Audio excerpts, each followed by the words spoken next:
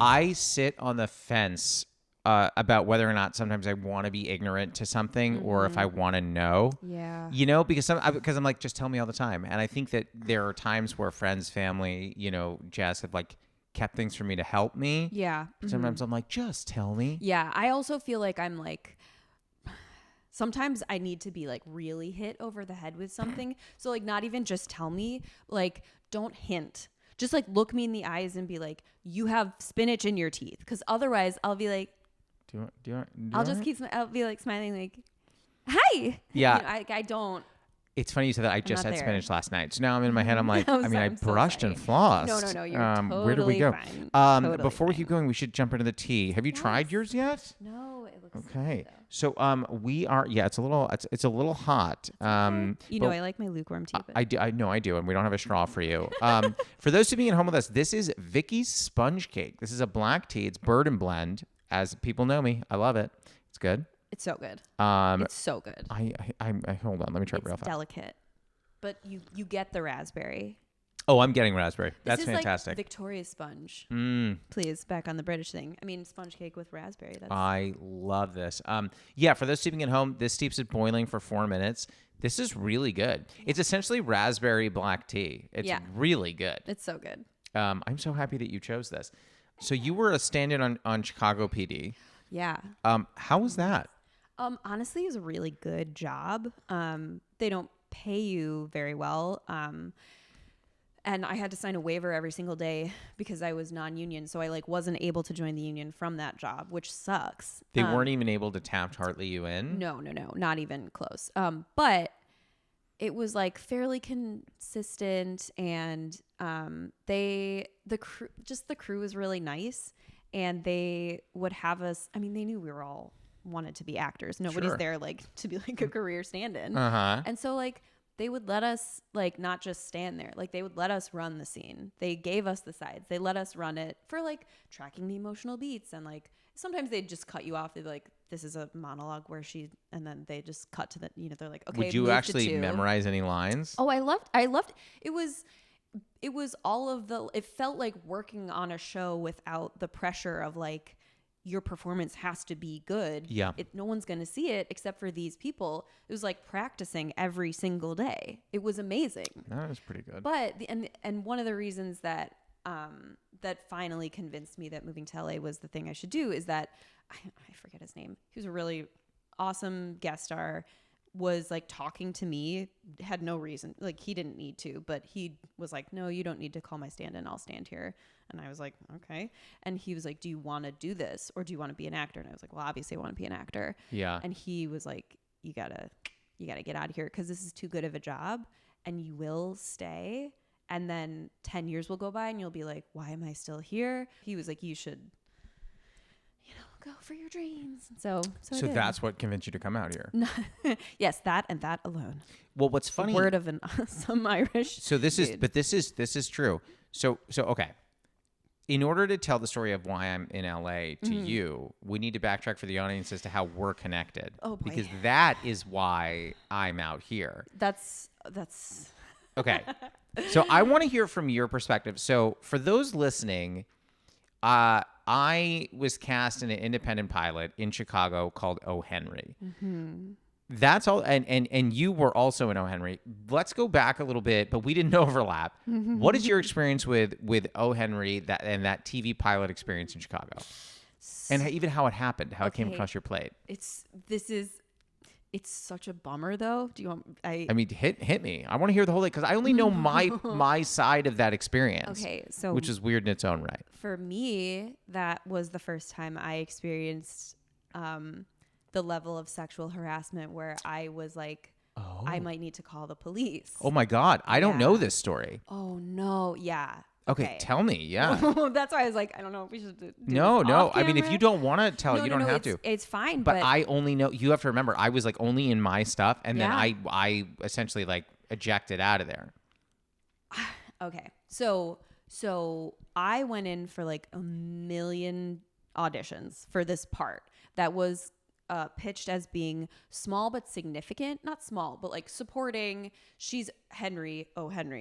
She's Henry's ex-girlfriend who's like motivating. You were my ex. I was your ex. Okay, I remember hearing about that role. Sweet girl next door who's like, you know, broke up with you and started this whole hurtful. But yeah, go ahead. Yeah, I know. What can I say? So I go in. I'm sure I just submitted off of like Actors Access. Sure. I go in for like a gajillion callbacks. Can we talk about how many there were for that? So many. I think I came 8 or 9 times. And that only to me only reinforced. I was like, this is real. Like this is real. They're like really, really doing this. They want to know my schedule. They have like a real rate. And I never filmed anything. Why did I think you did? Because I was in episode 2, and I don't think. I shot some scenes from episode 2. Did you? Mm-hmm. Okay. Well, they never made it to mine. Mm-hmm. Probably because I ejected out for different reasons. It was just one of those things where it was the first time there's one of the producers. Mm-hmm. As a woman, you're socialized to be like, oh, yes, everything's fine all the time. And then he kept sort of like getting up to a line, but like not crossing it. And Jesus. I was just like, until like one night it was like, I woke up to a bunch of Facebook messages that were like just fully inappropriate. And then an immediate barrage of like, I'm so sorry, I got drunk. Like I obviously was thinking those things, but I know that it's inappropriate to say them. And I'm so sorry, and I will never do it again. And we can be completely professional. Like everything that he like could have said to fix it, he said. Yeah, but it's also like so skeezy. Yeah. And I'm like, 23 or something. And I also want to do this job so bad. Yeah. I want to be an actor so bad. I'm like, this is a good part in a good project. Like, fine, whatever. Yeah. I hated that, but like, fine. Yeah, that makes me sad, but I get it. Yeah, but then it didn't. He was like, I'll never do it again, and then he definitely did it again. Yeah, for sure, like a million gajillion times. And then, so then I just like blocked him on everything, and was like, eventually I was like, well, I guess I don't get this job. I guess this is over for me. And I don't know if it was like out of curiosity or whatever, but I unblocked his number, and I don't know how it works when you block someone on iPhone. If like, I have no idea. Is it like a garden hose where like everything that was there just like comes through, or was he just like texting me every single day waiting to get unblocked? Like, I don't know what happened, but when I unblocked, it came through, and I don't know how much my now husband knew how much I had said, but I was like clearly upset. I was like, oh, did I do something wrong? I sort of allowed this to continue because I was like, I want this job, which like I didn't. And finally I got to the place where I was like, look at me, I'm standing up for myself. Like, no, you can't talk to me like that. And it didn't matter. It only stopped when my husband was like, did his like, big macho thing, which is still, he's the hottie. Once he told him to fuck off, then he actually left me alone. And I was like, so it doesn't matter what I do. Like, I told you to fuck off, and I like had to really work myself up to it, and it didn't make a difference. But so then I was like, okay, well, this like amazing job that I was gonna have that was definitely gonna change my life and change my career. I had such high hopes. I was in there with you, and it didn't change anything for me. Nothing happened with it. Yeah. So this is what happened to me. I didn't know any of that. I will say I went through the same number of crazy auditions and was just like, guys, like I have gone all over Chicago for these auditions with y'all. Like, it's not they're not in the same place every time. No, I was like, are you seeing yourselves making a decision soon? Because this is tiring. Mm-hmm. So all this goes down, and they end up, this pilot, O. Henry, they cast me as Henry. Right. And I was like, awesome. What would follow was like the craziest series of events where like, because I've now done far many more projects than that. Yes. I'm a big deal. And all of those projects were like normal. This one would be like, okay, you'd wake up and, they'd be like, okay, we're filming scenes, 2, 4, and 5 tomorrow. And I'd be like, okay, I've memorized those scenes. I'm good to go. And they'd be like, And then I'd get there and they'd be like, okay, so we're adding a car chase today. And I was like, oh, okay, this is supposed to be a scene in an apartment. What, Right. we're doing a car chase? Yeah. And they're like, yeah, we're doing a car chase today. And I was like, okay. And so where does that fit into the plot of what's going on?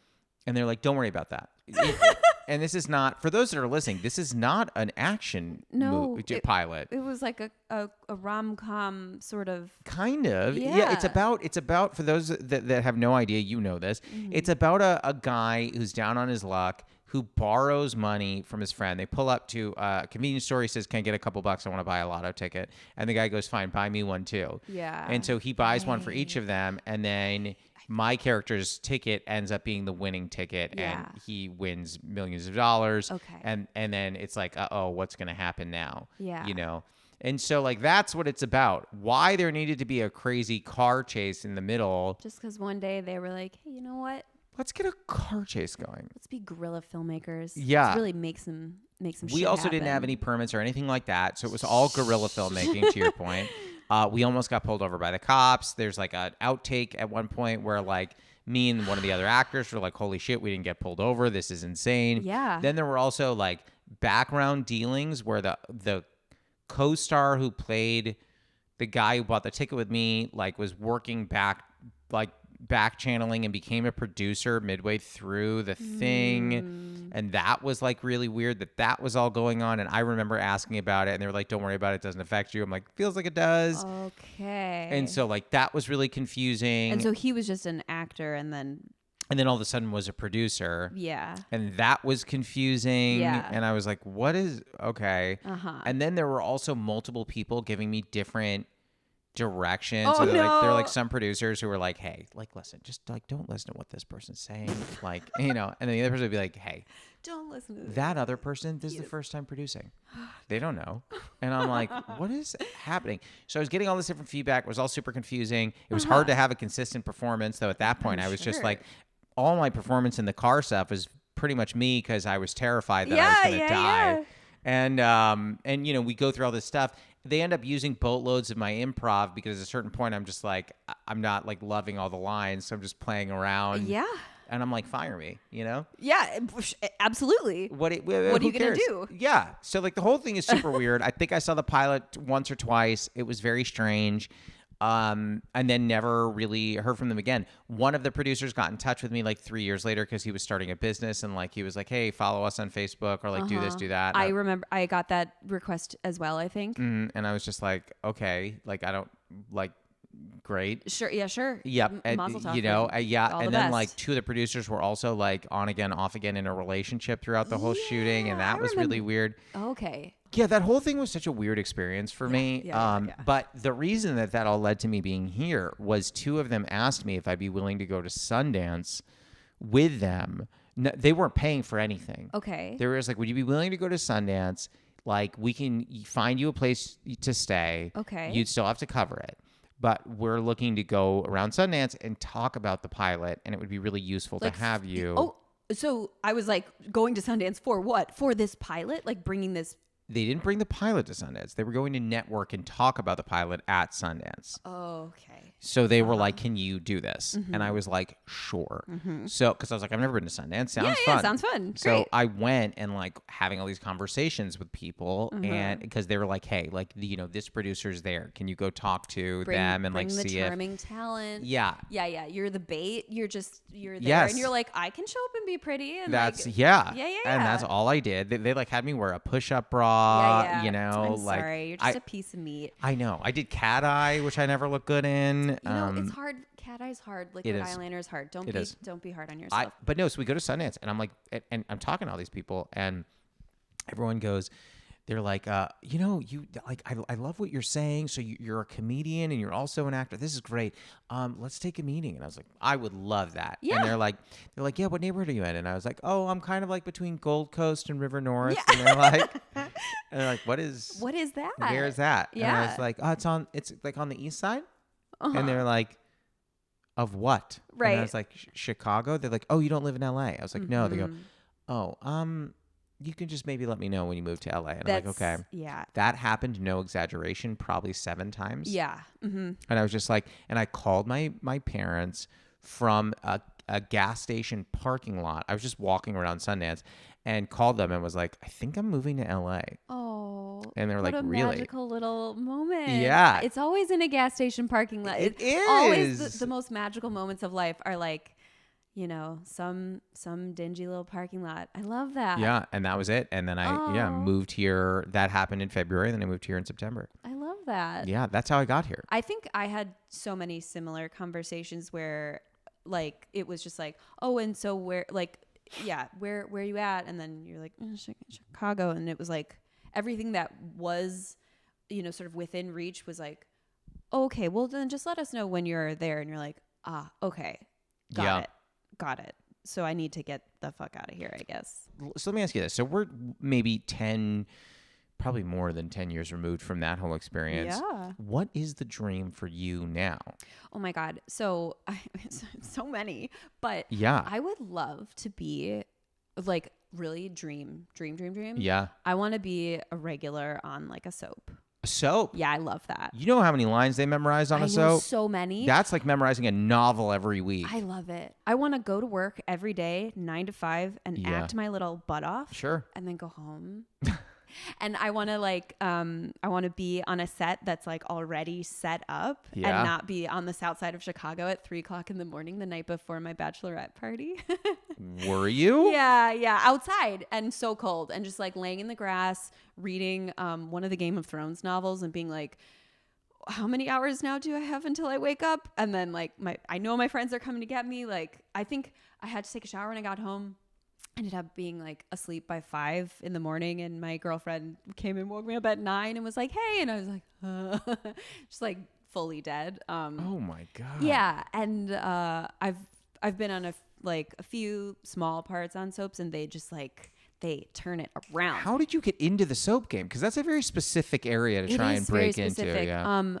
You know, I knew someone who was there who like very, very kindly passed my resume on to some of the other casting directors in there, and then some of them were nice enough, not all, you know, they like, you know, called me in, and I don't even remember. I was like, listen, they were all at CBS, and I was like, I live across the street. I'll come in when you need me. I was like, I'm right here, and if someone like, you can, I'm here, I am here. And they did. They were like, we need you to be here in a bikini in 20 minutes. Can you make that? 20 minutes? I was like eating breakfast. They're like, can you make that happen? I was like, absolutely, I can. And then I did. 20 minutes? Yeah, no, yeah. I can't even get from my bedroom to upstairs. I'm so lazy in 20 minutes. I know.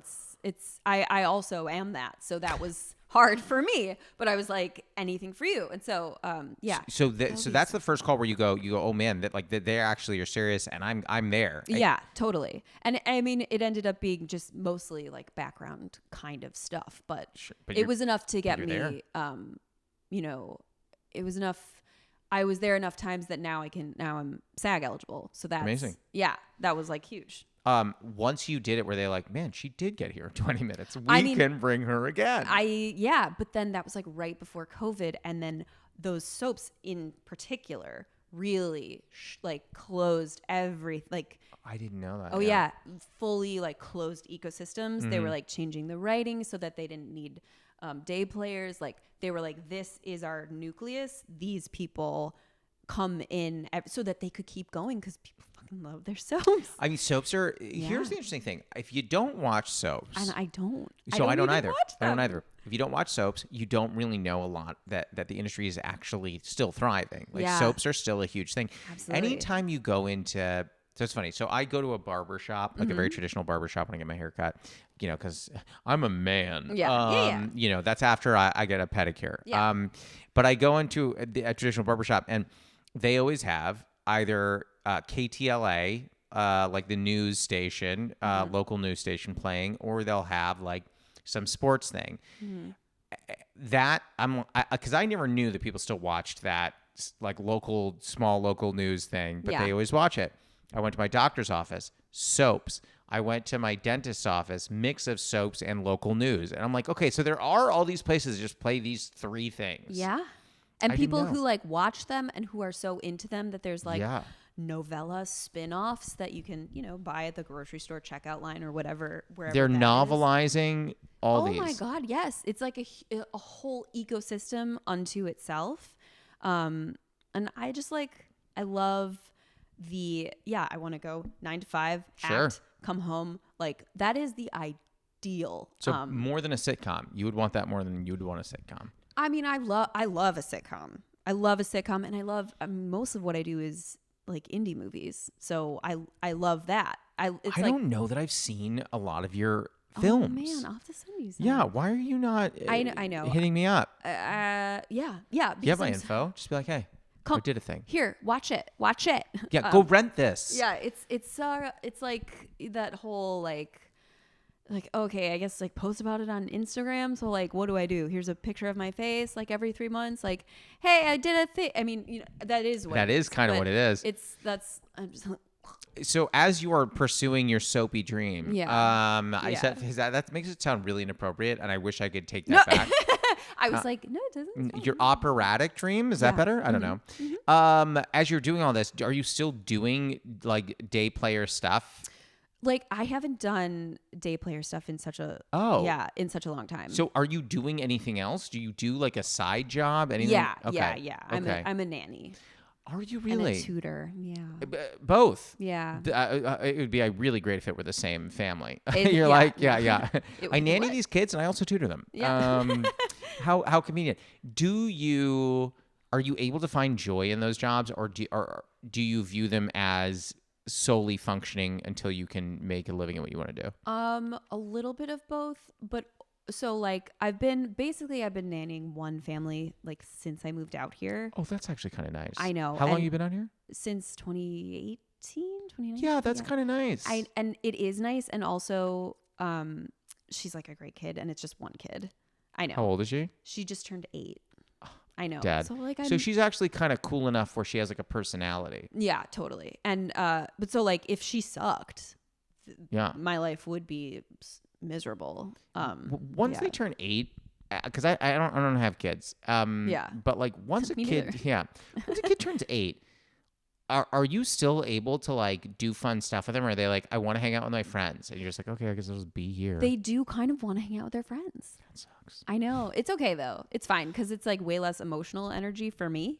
I'm so you're just cool. Yeah. I'll just hang out. Yeah. Do you want me to take you over to Sally's place? Great. Yeah. And then we just hang out together, and I make sure they don't drown, and it's cool, chill. Are they still of the age where, because I always used to like doing this, when you could be okay, well, if Sally wants to come over, we could all make brownies. They love that. Yeah. Oh yeah. But they like making slime. What was that? Slime. Like Nickelodeon slime? Yeah. Oh my God. Do you not know that children are they're all obsessed with slime? It's disgusting. They make it with glue, Elmer's glue, and something else, hydrogen peroxide. I don't know. If you go to Michael's, there will be a slime section, I bet. What is going on? And they put glitter in it. It's all those ASMR videos on Instagram, and now it's I'm making it sticky. Yeah, and it's disgusting. Sometimes when people nanny, my friend has a 4-month-old. And they have a nanny. Yeah. Now, I'm not arguing the fact that it's probably very fun and cute to nanny a 4-month-old. Lovely. Yeah. But what are you going to do with a 4-month-old? Yeah, you can't talk to them. You can't have a real what vibe. do you like to do on the weekends? Yeah. But I feel if you're talking to an 8-year-old, you can be you could say to them, hey, what do you think of this? What do you think of the new Beyonce song that came out? Do we like it? Yeah. Do we not like it? Can you do that? You can. I mean, now you can. It is kind of fun. And sometimes they'll say things that really sort of, you're huh, okay. I do have 2 nephews who are old enough that I feel I don't know, they were little. One of them said something to my husband that was something to the effect of did you see that guy? And he's what guy? We're, in an empty basement or something. He's the guy in the corner. No. He was no. No. Have you ever seen a ghost? Have I seen a ghost? Yes. You have? Yes. Tell me your ghost story. But here's the thing. I was a kid. So how reliable is it? It is. It's reliable. Okay. my family during winter break or whatever you used to call the break in like February in elementary school. Yeah, like not spring break, but like spring break. Yeah, like not, but sort of. Yeah. We're just from a cold place, so spring break is still just like. I was gonna say I grew up in New York, inches so of snow. Yeah. So it was very cold. Yeah. But we would drive down to see my grandmother. I will never forget this. My sister and we had to sleep on a very uncomfortable mattress on the floor of the like the TV room, and I cannot begin to tell you how painful this mattress was. It was just like a rough scenario. Regardless. We'd sleep on this mattress, and my sister and I were up watching TV. We were, and I will never forget this because no one has ever brought this movie up since this day to me. We were watching a movie called Love Stinks. We finished watching this. It was terrible. We finished watching it, and we're both tired, and we're both like ready to go to bed. And I'm like, okay. There are these folding doors, like kind of accordion doors that close this TV room off. They're open. Yeah. My sister's falling asleep next to me pretty fast. Like, I'm like, I'm having trouble falling asleep. Like, eyes are closed. And I kind of, do you know that feeling when you feel like someone's looking at you? Yes, absolutely. So like I live for that feeling. Do you? No. So I open my eyes and there is a little girl with red hair and this like kind of like white like sleep dress kind of thing. Yikes. And I'm like looking at her and she's looking at me and neither of us are saying anything and neither of us are doing anything. And I'm just like, and then I turn and shake my sister and I'm like, yo, we got a problem Emergency, here. yo. Yeah. Because I didn't think this was a ghost. I think this is a girl. Yeah. You're like, There's a girl in someone the got house. in here. Yeah. So I shake my sister awake and she's like, what? And I'm like, there's a girl in the house. Yeah. And she's like, what? Yeah. I'm convinced. My heart is beating So I'm freaking out. Yeah, of course. I get up, I turn the lights on, I go wake up my parents. They're like, what are you talking Wake about? up your parents and everything. I like look around the whole house because I'm like, and by the way, not a big house. It's Florida. This is a very small one floor place. Okay. But I'm like, I was like, there's a girl in the house. You know what I mean? So like I'm looking all around, doing all this thing. Cannot find her. Mm-hmm. Next day, I'm talking to my grandmother and I like tell her this and I can't really explain it, but my grandmother like looks at me in a particular way and just goes, I have so many goosebumps. Yeah. She just looks at me and goes, let's not talk about this. Oh, are you kidding? That is the absolutely most unhinged response you can give someone. I will never not think about any. Yeah. I'm thinking about this for the rest of my life now. What do you mean? Let's not talk about this. Yeah, and in my head, I've tried to rationalize it as an adult, where I'm like, she probably just meant like this is hoo-ha. Don't talk about this. But that's really weird phrasing. Yeah. Let's not or talk maybe about this. She's like, why wouldn't she say don't be silly? Mm-hmm. Do you know what I mean? Like that's weird. I know exactly what you mean. That's like I know what you're talking about, and we don't want her to hear. Yeah, it's almost like I've seen her. Let's not talk about this. Yeah. We pretend like it doesn't happen. Who is this girl? Like everything else, Just so yes, don't worry about that it. happened. But again, I was a kid, so maybe my mind was wandering. I don't know. Maybe, and then it's like, okay, like is it time travel? Like that kind of we don't know science thing. Like it's just two timelines that like touched in the wrong, and then you like I can't explain any of that. I don't know. Enough, but have you ever seen? And we're gonna hit our first segment in a second. But have you ever seen a ghost? I don't think so. Okay. I one time, I don't know that this is actually a ghost, but I was going up the stairs somewhere, and I saw someone there coming down the stairs. Mm-hmm. So, and it wasn't. I mean, it's full of tourists. I moved in a way because I was like, someone's coming down the stairs. I just need to move to the other side. Yeah, logical. It wasn't in a building. It was like open. I just moved out of the way so she could come down the stairs. And my husband was like, what? And I was like, I looked and it was like a split second of like, I see someone in my peripheral vision. So I move, but there was no one there. But I like so clearly saw, I think also in my brain, she was a redhead. So like maybe only redheads are ghosts. So ghosts are only redheads. Yeah. Yeah. If you see a redhead in real life, they don't actually exist. Yeah. I think that's the most logical conclusion. Redheads aren't real. Yeah, I'm fine with it. Yeah. I completely agree. And with that in mind, are you ready to go to the first segment? Oh, I would be Delighted. Oh, I love that attitude. So the first segment is called the Newly Friend Game. It's like the Newlywed Game, but with friends. Yeah. And it could have been castmates at one point. If that thing ever happened. You have a board right over there. You're going to grab that, and you've got a little paper towel in case you need to erase. Okay. So it's crazy. Sometimes I come in with preconceived notions about what I'm going to ask for our Newly Friend Game. Yes. Then I had a great idea. Then off mic, we were talking and we started talking about airports. And as someone who travels a lot, now I kind of want to go in that direction. Okay. So my question for you, and don't tell me your answer, write it down. Yes, of course. Is other than O'Hare, what do you think the best airport in the U.S. is? Or I'll give you, what do you think the worst airport in the U.S. is? You can have either question. Okay. And I'll take whichever one you don't take. I think I want to say my least favorite. Your least favorite. Okay. Yeah. 1, 2, 3, flip. Oh my God. I almost wrote down Denver. Wait. I wrote down Dallas and LAX. You wrote down Denver and JFK. Wait, I want to change my answer to LAX. Yeah. Only because, okay, yes. Denver has like a very weird story about like how someone like died and there's like the tunnels with the lizards under the thing. Yeah, and there's like a horse with the statue and also I've been like trapped there before and it was like a nightmare. I also hate Denver. The airport, not the city. Right.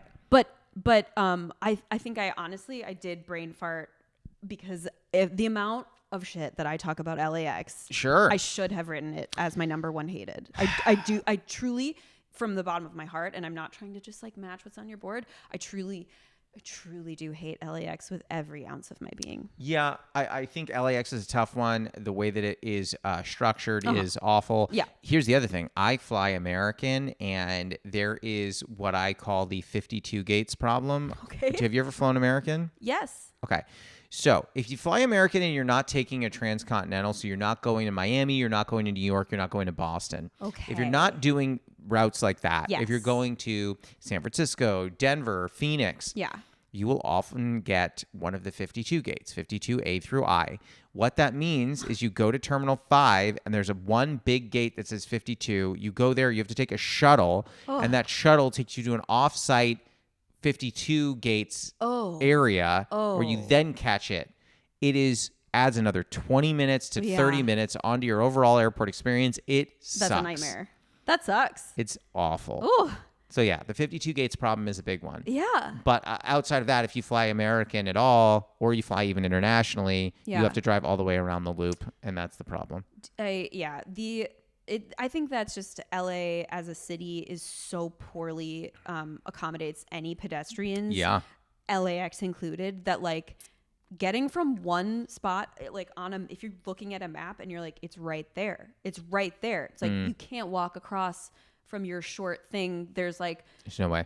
Just scaffolding and like whatever else is happening. Like you can't walk there at all. You need to wait 15 minutes for a shuttle to come pick you up and then drive you around the whole thing like 2.5 times. And then you get off and you're like, what? For what purpose? What are we doing here? It makes no sense. Yeah. And also getting out of there, the LA exit experience, which I like to call Laxit, but Jess doesn't like when I call it that. I mean, I think it is Laxit, right? I know it's exit, but it's Laxit. It's Laxit. You wrote Laxit. Yeah. I go, where's Laxit at? Yeah. Yeah. It's just like you have to like then take a shuttle and then it's a whole to do. It's so frustrating. It's the worst. Okay. What we're going to do for me, because obviously I've expressed my dislike for these airports as well. We're going to do what my favorite airports in the U.S. are. And I have to guess your favorite. You have to guess my favorites. And I'm going to tell you something. There are a bunch that I like, but I'm going to write down 2. Okay. They're the unsung airport heroes of the United States. 1, 2, 3, flip. You said West Palm and ATL. Yeah. So West Palm PBI is an incredible airport. It really is. It is stuck in the 1970s, and Absolutely. I love every second of it.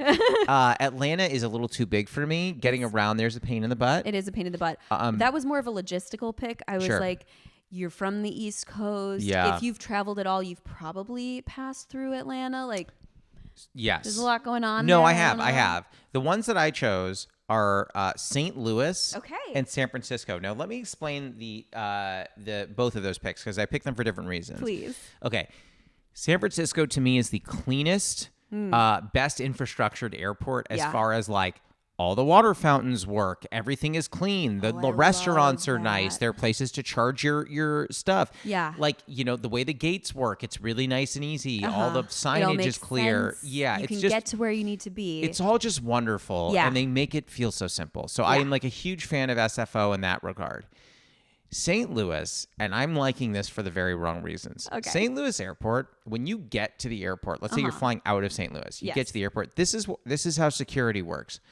You go and you go, hey, I'm looking for security, and the guy is reading a newspaper, and he'll look past his paper and go, all right, you don't have any bombs or guns, do you? And you go, no. And he goes, all right, enjoy your flight. Yeah. And then and that's the whole thing. And then you're Phenomenal. It's so easy to get Love in and that. out. It's called Lambert. It's so easy to get in and out of Lambert. It's just like a very cute little airport. Love that. St. Louis is not a minuscule city. Yeah. But it is like I'm surprised to hear that they're so lackadaisical, but it really is. It's just to one the guy. point where it really is like one dude who's probably like has a name like Alfredo, who's just there just chilling. It has all the energy of a regional airport in a town of 25 people. Okay. And yet it's St. Louis, which is much more than 25 people. yeah, of course. But it's just perfect. I do love that airport. I love that. I love that. So easy to get in and out of. You're like, hey, buddy, I'm here. He's like, I recognize you. Don't worry Yeah, about yeah. the machine. Just walk on through. Yeah, sometimes you forget where he is. You come in, you go, I'm looking for security. He goes, I think this is an ice cream shop. You're like, no, it's an airport. He goes, all right, go on through. Just like doesn't care. That's so funny. Oh, I love it. Yeah. And that's the newly frame game, though. You can put your board down. Oh, You've done it. You've done the whole thing. We did it. You know what's interesting? The number of people who come on this and we do the newly frame game, it's one question for each of us who then go, isn't there any more? I'm like, no. It was fun. It is fun. I'm ready to do it. Like, there's no, it's only Dylan. We're like, hey, ask us a question. Yeah, like, yeah. Let's do it. So we can do, something I really like to do after off mic, we could do the game and I just go, okay, let's guess your social security number and your credit card number. And your mom's maiden name. Yeah. Just for fun. No particular reason. Yeah. Totally. You're such a generous friend. I really am. And by the way, if you get any fraudulent charges, it's not me, so I'm sorry. I would never suspect you. No, and it wouldn't be. Oh yeah, are you enjoying your tea? It's so reach for it. delightful. It's like so light, and yeah, people who don't like tea are wrong. Yeah, thank you. How did you get into tea? Well, I don't like coffee. Well, now I do actually, but So you just lied to me. That's interesting. I'm so sorry. I feel like all of the progress from our newly framed game, know. I just undid it all.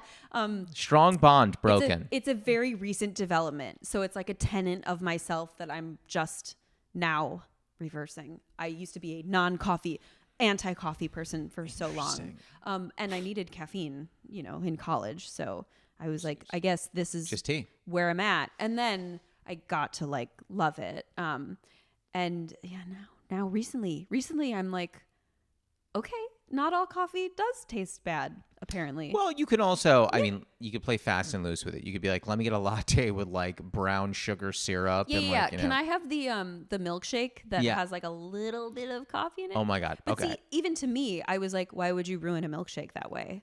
Like with coffee. Yeah, it's delicious. Why would you make it a mocha? Like now it's coffee. I know, but it's good. See, there's something, I think I was like just very sensitive to bitter flavors for a long time. Okay. And so coffee really turned me off. And now I have experienced I feel like 1,000 years old for even saying this, but like a tiramisu where I was like, one of my favorite desserts now. The coffee really sets off the sweet, like the balance of the sweetness and the bitterness. Like, okay. Thank you. I'm ready to retire. You need the bitterness because you put the parsley in the salt water. Yeah, we're among friends here. Yeah. Absolutely. Yeah. It brings back, is what a is safe it? space. The tears of something or other. The tears of the slaves. Yeah. The sweat. Anyone who doesn't understand Passover is legitimately like, what are these two talking about? I was like going through my RIP Twitter account, just deleting shit because I was like, I've had that since 2012. Yeah. You're like, no one needs to know my hot take on the Lost finale. Let me sadly, get rid of that. like none of them were very hot or spicy or even very funny. Were you just like, in case I get famous, I don't want people to look through it? No, yeah. Although I will, obviously. It was nothing like that. I just was, I think I was like, I was looking for a controversial opinion for myself. And I was like, let me scroll back through old Elyse's brain. Like, what hot takes did she have potentially? Didn't find any. I'm trying to think about like a childhood hot take that I had. I mean, I'm trying to think. Is there anything strongly held beliefs? Is there a lot of like things that kids loved that I didn't like? I don't know. I will say that I don't think this is a hot take. There was a show, and I think you and I are somewhat similar in age. There was a show that was called Are You Afraid of the Dark? And my hot take was just, this should not be for children. Oh. Like, I love that. I also was not a child who watched Are You Afraid of the Dark? No. I could see a commercial for a scary movie and like be under my covers for 2 hours, just like breathing in my own air, hot and devastated. Like, I'm not sleeping ever. So yeah. I went to sleepaway camp and I was 9. And this counselor was like, "You guys want to hear a scary story?" And I literally, as a 9-year-old, I was like, "What about those of us that do not?" I love that. You're like, "No." And he goes, "Then shut your ears." And I'm like, "Okay." I can't do that. So I plug my ears with my put my fingers in my ears, and then I can still hear him. So I start breathing a little more heavily, so that way it's kind of blocking the noise. Yeah. And then I just hear him be like, "Will you shut it with the breathing?" And I'm like, he sounds like this guy was a total asshole. Yeah, great with kids. Yeah, it was terrible. and I remember just like I took my fingers in my ears. I was like, "Dude, I'm trying not to hear you." Yeah. So I'm doing everything I can. You're like, "I'd like a reassignment, please." Yeah, I was like, "Can I get a new bunk?" This like 20-year-old that you're paying to like take care of children is actually not doing a great job. He kind of sucks. Yeah. Surprise. Yeah, that's oof. He was terrible. I was also a counselor for a GIF. Same camp? Yeah. Yeah. But my counselor style was so different. Number one, no ghost stories in my bunk. But the other thing, it was like I had my own ways of quote unquote like reprimanding the kids. Mm-hmm. Some people would like, do mean stuff, take things away from them. I didn't do any of that. Yeah. So like I remember there was a kid who wouldn't stop being loud during, it was supposed to be like bedtime. They were supposed to be going to sleep. He would not stop. They were 11. He would not stop. And I was like, okay, one more time. And the punishment happens. And he's like, I'm not doing it. I was like, okay. Then he got loud again. I was like, get outside. And I was like, okay. There was a flagpole that was probably like, I don't know, maybe 50 yards, not even 30 yards away from our bunk. And I was like, okay. Your punishment is you have to run from the bunk to the flagpole and back as fast as you can. And he was like, okay. So he did it. He did it very easily. Great. And he goes, done. I was like, and I had a stopwatch. And I was like, perfect. Now you need to shave 10 seconds off of that time, and then you're done.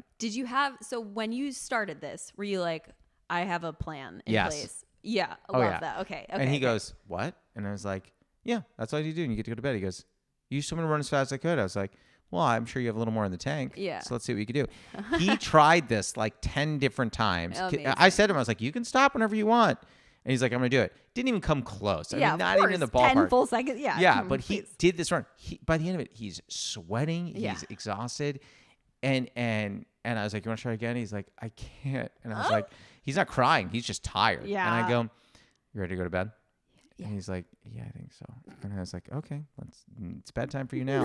But like the other counselors around were just like, what are you doing? I mean, that's genius. How old were you when you were taking care of these 11-year-olds? 17. Okay. Yeah. So 18 maybe? So like not like you're an adult to them, but you're not. But I'm not an adult. Right. Like I was a camp counselor also, and I was 19 and they were like 13. And so I was like, I was not. I was so bad at telling them what to do. I was like, we were like sharing clothes and just like hanging out, and like if they got in trouble, like I also was getting in trouble. Like I loved these kids. I was like, let's go to the tennis courts and like tan. And the other counselors are like, we're supposed to be, it's rest hour. And I was like, we're resting. We're not doing anything. Resting I was like, on the tennis court. Fully, I would do fun things with them too. Yeah, I mean, like, I taught them how to go on a raid. I was like, yeah, like a social raid. You just go, you make plans ahead with the girl bunk, and you're like, hey, we're going to hang out. And I was like, just to be clear, if you're going over there, don't do anything I'm not going to approve of. I said pecks are fine. Beyond that, we're done. Yeah. No, there's no intense kissing. You're 11. Yeah. You know. But then you're like, I don't want to give you any ideas. Yeah. I was like, oh, I don't think they even know. They probably loved you. You were I like, was. probably the I best had a camp lot of fun. counselor. Yeah. My other punishment that I loved was this is terrible, and I swear we'll get to the lightning round after this. There was a kid who wouldn't stop rollerblading in the bunk. Okay, in the bunk. In the bunk. But like, so like you see him get the rollerblades. You don't just like slip them on. Like I was. You gotta like unlap. You know. I was on the porch when this happened. Okay, So I was like, how does he's not like sneaking? So I into heard his noise, and I rollerblade. came in, and he's rollerblading. I said, "Hey, my guy, you know there's no rollerblading in the bunk. Yeah. Come on now." And he's like, "Okay," and then kept doing it. And I was like, "My man, this is not going to be a good thing for you. I'm trying to let you know. I don't want to punish you, but this is what's going to go down. You're not going to like it." And he's like, he's like, I'm sure I'll be fine. And just keeps doing. I was like, okay, come outside. His name was Brett. I was like, come outside. Oh, it's always a Brett. And I said, Zach, you need to come outside too. And Zach's like, what did I do? And I was like, Zach, you've been great. So you're going to enjoy this. Come outside. So I had Brett stand on the porch and hold the rollerblades out at each of his sides, one in each arm, which already is hard. Yes. Mm-hmm. And I said, Zach, I took Zach off the porch and I had him sitting like a decent amount away, probably like 15 feet away. Yeah. And I said, I gave Zach a small handful of pebbles. And I said, now, Zach, you can't throw these hard. Can't throw them hard. I'm going to be right here watching. If you throw them hard, you're going to be in Brett's position. Said, but you can underhand loft some of these pebbles at Brett while he's doing this. And so he is just like lofted, and it doesn't. It's not that it doesn't sting. He's not throwing him hard. Yeah, but it's annoying, and it's insulting. Really. It's insulting, and it's annoying to have to hold these things out while someone's just flicking pebbles at you. Boys are so that's so funny. You could never do that to a girl. She would start crying, and it would be an emotional thing, and it would be like, oh yeah. Boys, you're like. Yeah. Let's go run Zach around for 20 minutes. Yeah. Zach also knew he was my favorite. Also, Brett kind of loved it too. He's like, he didn't hate it. Brett was the same kid who I made run back and forth. Yeah, of course he was. Yeah, of course he was. Always the same kid. But I will say this: like, did I have to torture him in that regard? Yes. But like later when we when they had canteen hour, when they went, did I split my Reese's with him? Yes. Yeah. Like I wasn't awful. Yeah. Come on. But I was also like, I one point I had to pull him aside. I said, "Can you just stop doing shit? Like you just keep doing all this shit." Level with me, like I know you want some attention. Like I'll give you that Give attention. Like you don't have to terrorize us all. Let's stop just doing the shit. Come on. And then I thought back in my mind, I'm like, I did all the shit. When I was right. Yeah. Well, that's why we're here, isn't it? Were you a camper as well? Of course. Gotta be. Of course I was. But we're just both like, please, can I have all of your attention all the time? It's like, look at me's. And, now is that what we are? Look at me's? Yes. Yeah. Yes. You get up on stage every night because you're like, I have things to say. Here are the people. They're coming to listen to me. And put me in front of a camera. Greatest stand-up show you've ever seen. I came back, didn't I? That's what I'm talking about. All right. Well, I hate to do this because I do love talking to you, but are you ready to go to the lightning round? I mean, I'm preparing myself. Okay. Emotionally or physically? Both. Okay. Yeah. There's like some meditation. Yeah. Mm-hmm. Okay. Well, let's jump in. If you need a moment, we could take a break. No. So it is 5 fast questions. They do not at all have to be fast answers. It's the same 5 questions we end every episode with. And I keep them on an index card because while you're on a soap, I'm going to be doing late night. Oh my gosh, love that. And I would love to be a guest. No, we'll have you on. Primary guest, not B segment. Primary. Oh. So question 1. Yeah. What is a favorite ritual of yours? So mine is brewing tea in the morning. What would yours be? So I was thinking about this a lot because I'm obviously a huge fan of the podcast, so I knew about these questions. You're a steeper. I love it. I am a steeper. My husband makes the tea in the morning, so I just get to drink it, which is lucky. So great. He gets up a little bit earlier than I do, so it's like it's perfect temperature really for me to when I drink when through I get the up. straw. Yeah. Yeah. I know. If you are worried about staining your teeth, you drink through a straw. It helps a lot. I'm curious, like for anyone who's listening to this, DM us because we get weird DMs after every episode. DM us about this one. Have you anyone who drinks tea with a straw? DM us. I want to know. I am the only person in the world, but I'm happy to share that secret and tell people you can still drink your tea and have your white teeth you just use a straw. Yeah, I will tell you, we've gotten DMs about weirder things, so we'll see. We'll see if this one pans. But yeah. so that ritual is not really mine. I think my ritual, and again, this is so boring and old lady-ish, but I like going grocery shopping on one day, usually a Sunday. Okay. And then I come home and we cook a lot. Yeah. I will prep all the veggies one day. Done. It's what we do. And then, I mean, I'm not like reinventing We the now wheel have the here. spiralizer, whatever it is. You guys are gonna have your salads are gonna be unbelievable. You're all the same size ingredients. I mean, it's really a game changer. Anyways, I love doing the prep.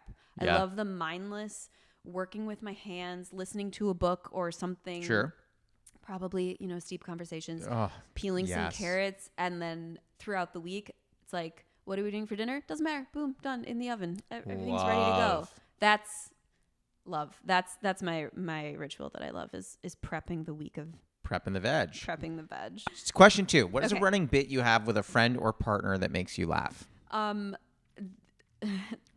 There are so many that make me laugh, and I'm like worried that they don't translate well. Good. Though, yeah, right. Makes for a better story. So as I said, my husband and I, we live in a very small apartment. And we've had many bits throughout the years. You gotta. So many bits. But one that I particularly love is that sometimes when we pass each other in like the one hallway or any doorway to any room because they're all right there, is it sometimes like I will very formally bow and be like, sir? And he's like pretends to take his hat off. He's like, ma'am. Love. As if we don't see each other 8,000 times in 1 hour. Just like, sir. He's like, ma'am. I love that. That's it. I will often, if I like, if Jess is working in the kitchen and like I'm working upstairs and I come down, I'll look at her and be like, do you come here a lot? That's so adorable. And I love that. Well, sometimes she'll play along, and other times she'll be like, yeah, I live here. Yeah. She's like, not now. Yeah. She's like, I will kill you. I'm like, oh, great. Cool. Perfect. Cool. Question 3. What is a very controversial opinion that you have? Okay, here's an opinion. I don't know. It is definitely a hill I'm willing to die on. I don't know that it's that controversial. Okay. I think that everyone's phone should never make noise ever, like in public. Okay. Like people who have a ringtone on are like psychotic to me.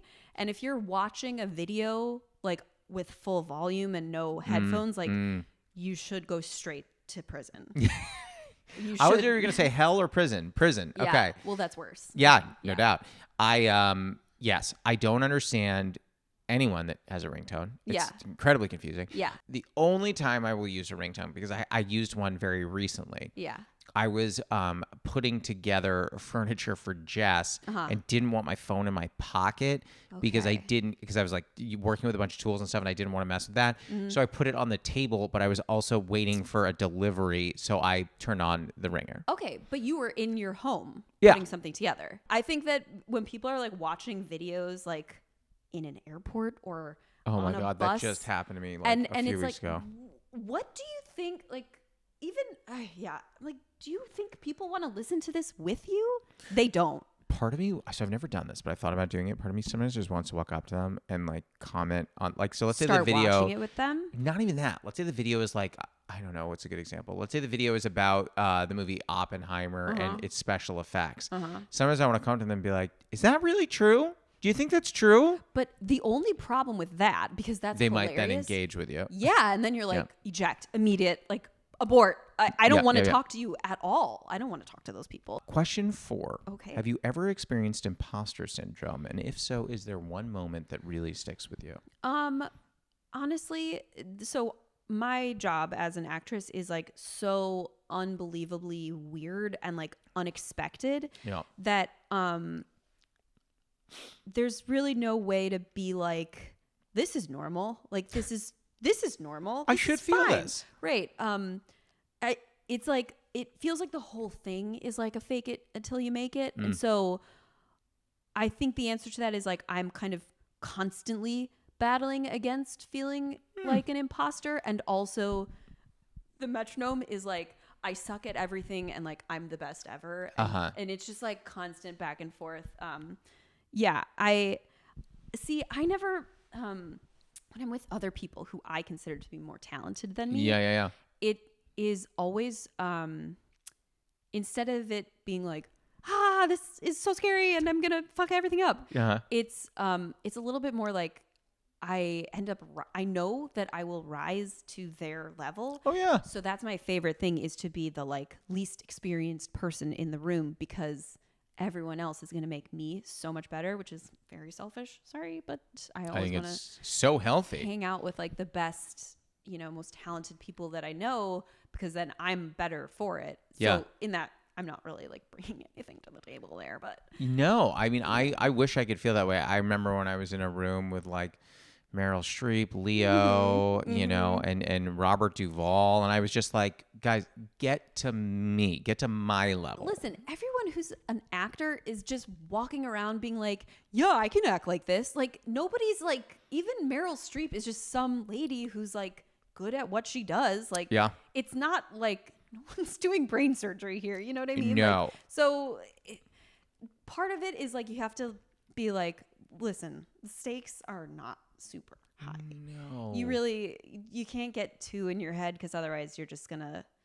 That said, feel like I'm the only person who you've had on the pod without like a special on something, and it does feel a little bit like I won Make-A-Wish. And no. I'm just like, hi, I'm here. Oh my God. Every time I get someone I like on this pod, I'm like, is this my Make-A-Wish? No, not at all. I hate to say this is the final question. Oh my God. But it's a question I'm so stoked for your particular answer. Okay. What is your favorite tea? I was telling you, I just got back from Japan, and I had never liked green tea, and had hojicha or maybe one of the roasted teas. Yeah.